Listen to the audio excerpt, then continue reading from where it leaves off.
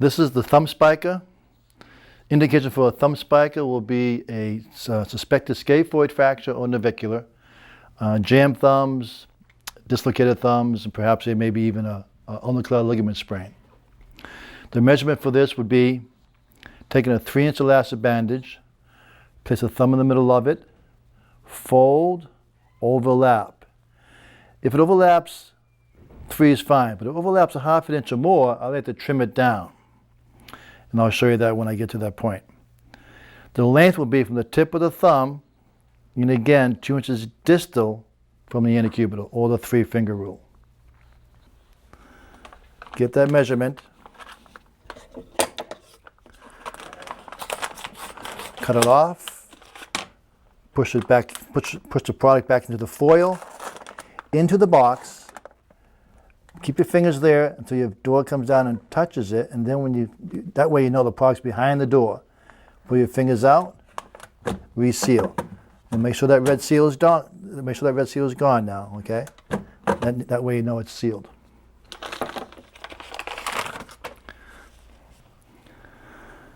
And stretching these edges over the fiberglass by just grabbing both ends at the same time.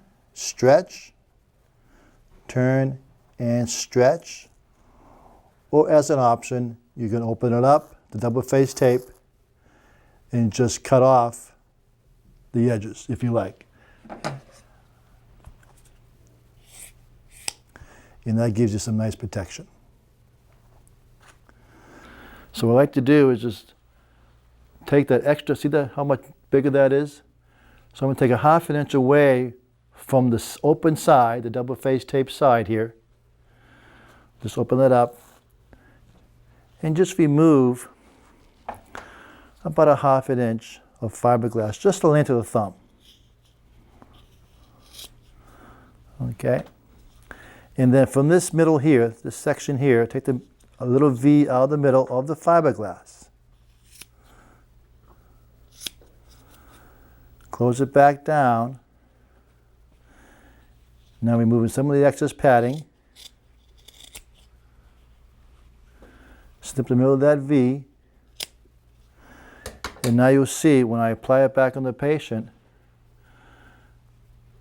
there's nothing here digging into the patient, nice and smooth, okay, and there's not much of an overlap. So it fits the patient much better than having a bigger piece.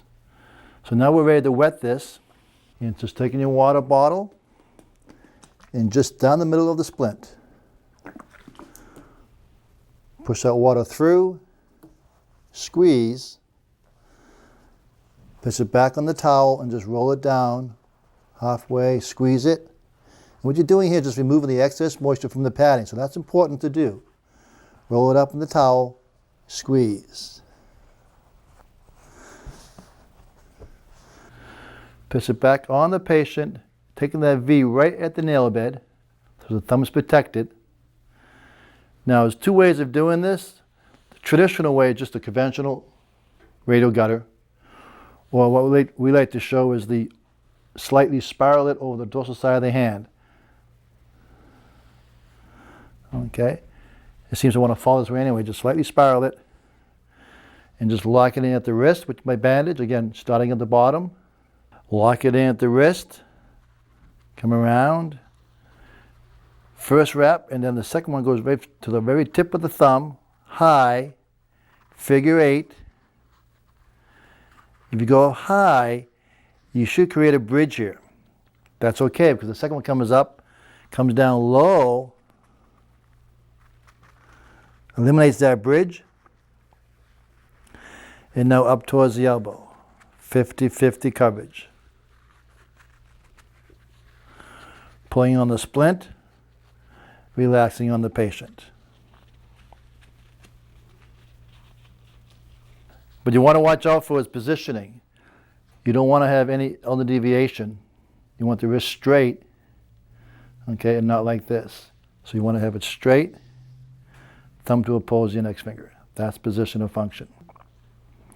Wrist is slightly extended so it lines up with the shoulder of the patient, thumb, raised shoulder.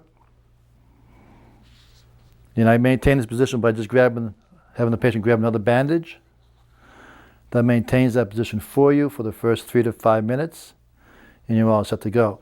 And the reason for the V now is now I can fold back these corners that I made with my V to check my capillary refill. Thumb's protected, but I can still check my capillary refill. That's important to do.